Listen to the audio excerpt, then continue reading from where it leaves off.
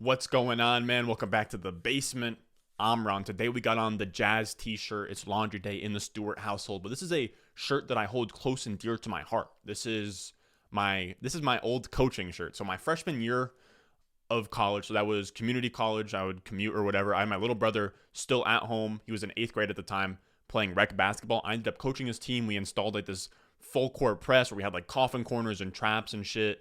We ended up going we didn't go undefeated, but we ended up winning a tournament between a couple of the townships, and we did really well. So that was, one of the more fond experiences of my 20-year career here on planet Earth. Now, let's talk some football.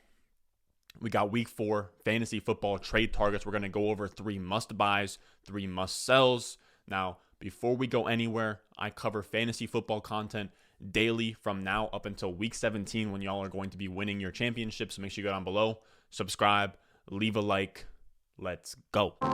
Thirsty, trying to choose. I know I'm critical. My nitty bag.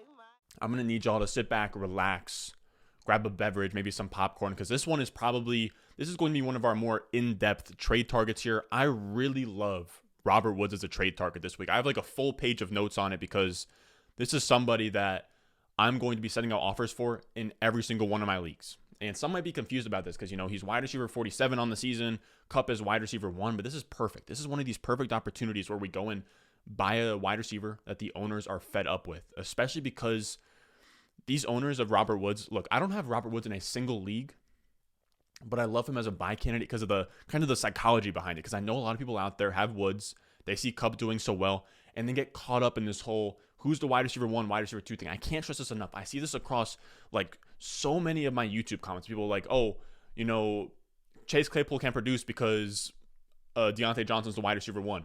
Jamar Chase can't produce because T. Higgins is the wide receiver 1. There are multiple offenses in the NFL. If there's enough volume and there's enough talent, multiple wide receivers can be supported and can be more than fantasy relevant. On top of that, I would much rather have the wide receiver 2 on Tampa Bay, the LA Chargers, the LA Rams, all these good teams over the wide receiver 1 on the Eagles, the Lions, the Jets. That whole mindset of like, I need to have the wide receiver 1 in this offense, just get that out of your vocabulary. I'm telling you guys, it is so much better to just think about things in terms of, can this player help me in fantasy? I would rather have the wide receiver 2 on the Buccaneers that can be a top 24 wide receiver for me than the wide receiver 1 on the Jets, the Lions, the Giants that can be a fringe top 36 type guy for me as a wide receiver. I just want players that produce fantasy points. And when you have an offense as good as this Rams offense, who has Matthew Stafford, I wish I was higher on the Rams, because when we think about it, we take a step back here.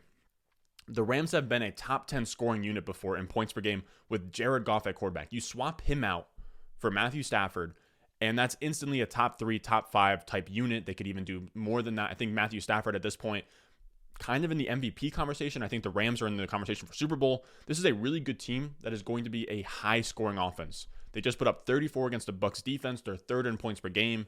Stafford has been great, like I said. And this isn't an offense that's bad enough to only support one option in the passing game. This is going to be an offense that's going to support numerous top 24 wide receivers. And the crazy part is that they've done this in the past. I mapped this all out on a chart. We see Cooper Kupp in 2021 has a 35% target share and 5 touchdowns. He is operating as the wide receiver 1 on the season. And this is no slight to Kupp. We don't need to tear down Kupp to make a case for Robert Woods. All I will say is that 35% target share is unsustainable. Last year, the number 1 wide receiver in all of fantasy, the NFL, was Devontae Adams. He had like a 33% target share, and even that is really high. 35% is going to come down. Eventually, Kupp is probably going to end the season after 17 games with, 25 to 28% target share. Because if you look at this chart, he's never even cracked a 25% target share. It would be extremely out of character for him to just go out here and be a 30% target share guy. And Robert Woods has steadily been a 23% target share guy in 2020 and 2019. I expect him to go from 20% up to that 23 to 24% like we've seen in years past. I think that Kupp is going to come down. I think Woods is going to go up. It's going to even out. And even then, like I said, I'm not tearing down Kupp. I still think that Kupp is a top 5 wide receiver rest of season. He has shown that he's going to score the touchdowns. He's going to have a lot of targets. He is a great wide receiver in his own right, but this offense isn't just strictly, made to support one wide receiver. And if you want to say, but Robert Woods only has 1 touchdown, he's not getting these red zone looks, we've seen that he can be a top option in fantasy in the face of the touchdown variance. A lot of these wide receivers aren't going to see steady touchdowns. He only had 3 touchdowns in 2019 and was still a top 12 wide receiver. I just need everyone to remember this. When it comes to these wide receivers are insanely volatile. We covered this in the offseason when we talked about Tyler Lockett and all those guys about, week-to-week fantasy production. And these wide receivers, outside of the top 3 or 4, all of them are boom or bust. Very few wide receivers are stable week to week. And some of these wide receivers are going to dud 3 weeks in a row. Variance happens. They're going to bounce back. They're going to be all right. And for me, this is a buy low opportunity because the peripherals on Robert Woods look great. Cubs volume is going to regress down to the mean. And we also knew that this was going to happen. I actually had in my early trade targets video, so weeks 1 through 4, I said the Rams pass catchers were my preseason buys because they had a tough pass D in those first 3 games. The Bears, Colts, Buccaneers are all extremely tough pass defenses. You're going to see the Cardinals coming up here, but if you look at the strength of schedule here, it all gets way softer these next 5-6 games where they have the Seahawks, the Giants, the Lions, Texans, Titans. Things are going to really ease up here, and we're going to see Woods also be a great wide receiver. I would be targeting Woods, maybe like a deal where you throw like 2 junk players at Woods on a player that, at an owner that needs depth or has injury problems, maybe like a Christian Kirk and James Robinson for Robert Woods. You could really buy low on a guy like Woods. The next one we have is Jonathan Taylor, and he's currently the RB26. He only saw 11 touches on Sunday, and his owners are going to be panicking. This is the perfect time to buy, and I have 2 positives on Jonathan Taylor from this Sunday I'd like to offer. First of all, his opening schedule is tough. We've known this. Just like with Robert Woods, with Jonathan Taylor, we knew that this schedule was going to be tough. This is a screenshot I took back in the summer. Didn't even have to pull up Warren Sharp's Twitter. And weeks 1 through 5 is what he said. The Colts had the toughest schedule. And after that, they have the easiest schedule going forward. Reich is also somebody that ramps up as the season goes on. Now, that's kind of, narrative-like, but Frank Reich seems to be one of these coaches that really kicks it up in those, weeks 6 and on and kind of gets into the groove of things. And he's been a decent coach in the past. I kind of expect him to, turn things around. I think that they're 0-3. But the other thing is that Jonathan Taylor has looked good. He's looked like a good player, and that is what the bet is. The bet that we placed on Jonathan Taylor is that he is a great football player. In those 10 carries that he had yesterday, he had a 6.4 yards per carry, which is crazy. And the only reason that he didn't eat is because it was a bad game script. They got behind early against the Titans, and he got kind of game scripted out. And Nyheim Hines came in and had all the receiving down work, all that stuff that we wish that Jonathan Taylor had. But in game scripts where Jonathan Taylor is going to be, a focal point of the offense, we've also saw in week 1 that he had like 6 targets. Jonathan Taylor is going to get worked back into the passing game and better game scripts. He's going to be more of the focal point of the offense. I also think that maybe they go to the drawing board. They're 0-3. Maybe we get our best player on offense the ball more times than 11. I could easily see them start to, game plan around Jonathan Taylor. We also saw last year that as the season went on, they started giving more and more touches to Jonathan Taylor down the back half of the season, and that's where they saw a lot of success with him. So I think that they are going to start feeding him the ball more. And another positive is that Marlon Mack played 0 snaps. He's asking for like a trade, something along those lines at this point. We want this to be a two-headed backfield because as soon as you add Marlon Mack to the fold and we're splitting touches 3 ways, then it's time to start panicking on Jonathan Taylor. But as long as it's Jonathan Taylor and Nyheim Hines, it's going to be enough running back targets, touches, goal line work to go around for Jonathan Taylor to be efficient enough on his touches to be a fine RB1. I still believe in the talent. Jonathan Taylor is still a top 5 running back for me rest of season, which then brings us to Stefon Diggs. And he's currently the wide receiver 27 in 0.5 PPR, and you drafted him to be a top 5 wide receiver. I have him in a few places, and it's frustrating. A lot of these owners out here that have Diggs are probably 0-3. They're not doing so well. Diggs only had 6 catches for 62 yards, so a lot of these owners are discouraged. They're down bad. They're losing games, and that's when you come in, you make these trade offers. What we care about is that these wide receivers are commanding volume. He's commanded 28.6% target share, a 27.6% target share, and a 23.3% target share through 3 weeks. He's been fine. The targets are there. The offense just rebounded in their first game where they looked really good against Washington. And I think this Buffalo Bills offense is going to really get rolling here. And as long as Stefon Diggs has that kind of volume, he is going to see the boom games. I love his matchup against the Texans next week. He's firmly a top 5 wide receiver for me the rest of season. I'm going to bet on the talent, the offense, the volume, and I would try, a 2-for-1 type of deal with the team that needs depth or has injuries. You could even get, really nasty and try, Kareem Hunt and like Mike Williams or Brandon Cooks and try and go out there and get Stefon Diggs. Now, I'm going to give you guys a bonus here because I feel bad because, Diggs and Jonathan Taylor were in my top 10 takeaways video that I was saying be patient on them. And next time, if I know I'm going to use those guys as buy lows, I won't put them in the top 10 takeaways videos, because there were other takeaways I'd like to say, like Jamar Chase is, kind of heading towards wide receiver 1 in Dynasty. Justin Herbert might win a Super Bowl in the next 3 years. Just, other takeaways I had from Sunday. So I'll keep those kind of things where it's like, stock up, stock down that I know I'll have in my trade target video. I'll keep those for that, because I don't want, I could have just like, okay, I'll just throw 2 other players in here that I don't believe in as strongly as trade targets because I talked about them on Monday. I don't know. I'm rambling at this point, but you guys understand what I'm saying. So I'm going to put a bonus in here. Courtland Sutton. He went crazy, 9 catches for 159 yards in week 2. He had a quieter week 3, going 5 for 37. But that's what happens when you dog the Jets by 20 plus at your own place. You're going to run the football. Your starters aren't going to get as involved. Here's the thing, fellas. KJ Hamler, torn ACL. Jerry Jeudy, still hurt. Courtland Sutton is going to be the main dog in this offense in the passing game. And when they have, tougher games down the stretch here, Courtland Sutton is going to be the guy at that alpha wide receiver position. We've seen him go crazy in his second year. I still am very firm on Courtland Sutton as like a fringe top 24 wide receiver. If you can do something a little bit nasty like a, Robbie Anderson and Jacoby Myers for Courtland Sutton, I would go do that. Which then brings us to our must sells. And I think after, further thought, I'm out on CH at this point. I've been really wrestling with the idea of is this guy talented? Because that's what it comes down to. Is he talented enough to ever be a top 5 running back? Because if not, then we're dealing with a dead zone running back. And what really stuck out to me is the first round draft capital. More often than not, a first round draft capital running back is usually talented. Even if he's a guy that didn't make sense in the numbers, the numbers on first round running backs are really strong. And then on top of that, CEH's numbers when I compared him in his sophomore database had guys like Christian McCaffrey coming up and Marshawn Lynch coming up. He had a lot of really strong comps after week 1, just on his output, his PFF grade, his prospect grade from Player Profiler. But I'm starting to think that his prospect grade is only buoyed by that first round draft capital, because if you strip him of first round draft capital, he wasn't a strong prospect. He was maybe my RB5 in that class, or he was 100% my RB5 in that class pre-draft. The draft capital, the landing spot is what got him there. And the problem is that we have to stay grounded with these takes. And when it comes to running back and it comes to running back ceiling, there's no running back in like the top 5 right now. When it comes to Dalvin Cook, Derrick Henry, Aaron Jones, Alvin Kamara, Christian McCaffrey, all 5 of those guys are elite at what they do. They are elite talents. They are not just up there because of their situational factors. And that's kind of what it comes down to with these running backs and ceiling. So if you don't believe in the talent that this player, is a stud, then it's not worth it.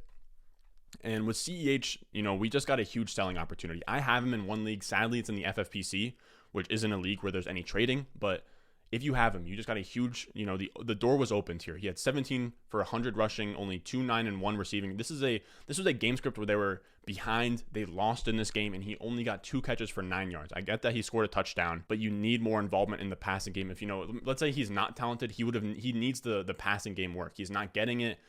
This was his 3rd ever 100-yard rushing game, 4th most attempts in a game. So it's a strong game on paper. That's why I'd be looking to sell him. The ugly part on the back end is that he only saw a 62% snap share, only 19 of 29 opportunities. Darrell Williams saw a lot of work. CEH still had a great output. He's not seeing that same type of bell cow workload, and he's in a fine role on a great offense. I'll pass on that because I'm just not convinced he's good. Like I said, if it was Jonathan Taylor, DeAndre Swift, those guys would have top 5 upside. But because it's CEH, I do just think he kind of falls into a dead zone running back category. And that's not how I play fantasy. I either want the elite RB1s, or I want the guys that can kind of fill in the gaps, like a Fournette, a Nyheim Hines, a Chase Edmonds, a Devin Singletary, James Conner. These guys you can put in your RB2 spot, and you can just figure it out from there. I either want an elite running back or one of those kind of guys, because everything in between just isn't worth it. They're not stable enough week to week. They don't provide a high enough ceiling week to week. I would rather have a wide receiver at those prices. I don't roster guys like Josh Jacobs, David Montgomery, Miles Sanders anywhere. And I think CEH falls into that category of a David Montgomery, a Josh Jacobs, a Miles Sanders, even though you drafted him to be in the DeAndre Swift, Antonio Gibson, Josh Jacobs, Najee Harris type area. He's not there. And if I could, I would try something like Clyde Edwards-Helaire, Allen Robinson, and then go get a Stefon Diggs. My second sell candidate is Calvin Ridley, and it's time to be extremely concerned about Calvin Ridley. I have him in a couple places. I'm going to be sending out offers today before this video drops to see if I can get anything to go. I still believe in the talent, but this offense is going to really limit him. They're bottom 5 in points per game. Matt Ryan looks cooked, and we have this combination here of Matt Ryan not being able to throw the deep ball and Arthur Smith using Calvin Ridley in just a completely different role than he's been used in years past. And I do kind of hate that I didn't think about this outcome, but Arthur Smith is just completely here's the thing, though. I don't know if Arthur Smith is misusing him in the offense or if it's Matt Ryan can't throw deep, but I didn't consider either of those two options being a downside for Calvin Ridley. And this is a great tweet that kind of shows this with numbers by Rich Rebar. Calvin Ridley's 2020 ADOT was 15.2 yards.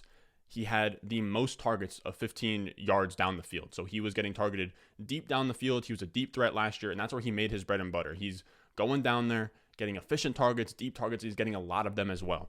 This year, he only has a 9 average depth of target. That is 6 yards, almost in half. He used to get targets 15 yards down the field. Now he's getting targets 9 yards down the field. And his downfield targets, where he led the league last year, he's now 22nd in downfield targets of 15 yards or more. He's still getting the targets, but I'm out on this offense. And if you can sell him for a top 7 wide receiver price, I'm not saying, again, I hate ADPs and prices, not players. With a guy like Calvin Ridley, if you can sell him for his name value, what you got him on draft day, what you have been given is not what you were promised on draft day. And if you can get out of that, scathe free, I'd be doing that all day. If I could do a Ridley for, Robert Woods and DeAndre Swift type deal, again, that owner would have to value Calvin Ridley at what you drafted him at.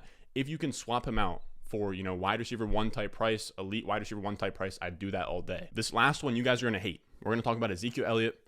You guys hate when I talk about Ezekiel Elliott, but I'd be flipping him after a good performance on Monday night. It's an island game. Everybody saw it. He put up 25 points, 17 for 95 and 2 touchdowns, only had 3 catches on the night. Everyone's going to say, okay, Ezekiel Elliott's back. And I would say I'd be a little bit disappointed because I get that he had 25 points on the back of 2 touchdowns. But in a game like this where they're up 2 possessions, the old Zeke, prime Zeke, 2018, 2019, Zeke, it turns out 25 carries for 100 plus yards. And I just don't see him, if he's not getting that kind of workload in a game where they're, up by a lot the entire game and they're running a lot of plays. I just don't see how he's a top 5 asset. I think that a lot of people see him as a top 5 asset, a top 5 pick. If we were to do the draft again today, I think a lot of people would have Zeke in their top 5. And I can't stress this enough.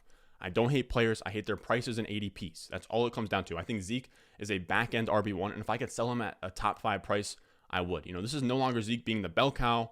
He's no longer getting the same touches as a guy like Derrick Henry. And he's no longer getting the passing game work as a guy like Aaron Jones or Alvin Kamara. So he's in this in-between spot where he isn't getting the lion's share of the touches and he's not getting enough receiving work to make up for it. And this game, even though that Zeke had his best game yet, this was the closest split between Tony Pollard and Ezekiel Elliott yet. Tony Pollard saw 38% of the snaps. Zeke saw 70%. Zeke handled only 62% of the opportunities. Again, that's not bell cow type work. He will be an RB1. Like I said, he will be an RB1. That's a great offense, all that good stuff.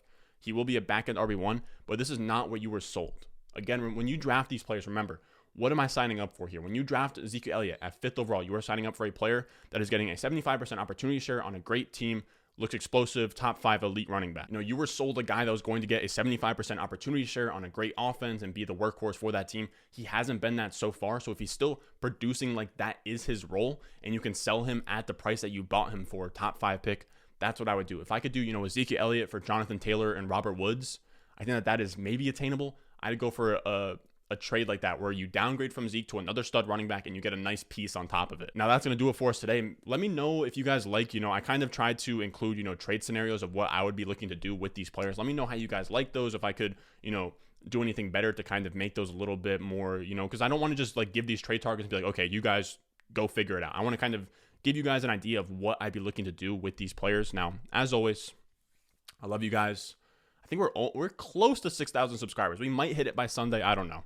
So make sure you go down below, subscribe, leave a like.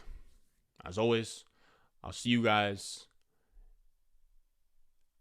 Hold on. If you guys want, I'm going to have, I'm starting this week. We're going to do rest of season rankings so you guys can do your trades or whatever and know, who would you prefer rest of season? I'm adding that to the Patreon. So every Wednesday night, I'm going to be coming out with rest of season rankings for quarterbacks, wide receivers, running backs, tight ends, across the board too, like a flex ranking too.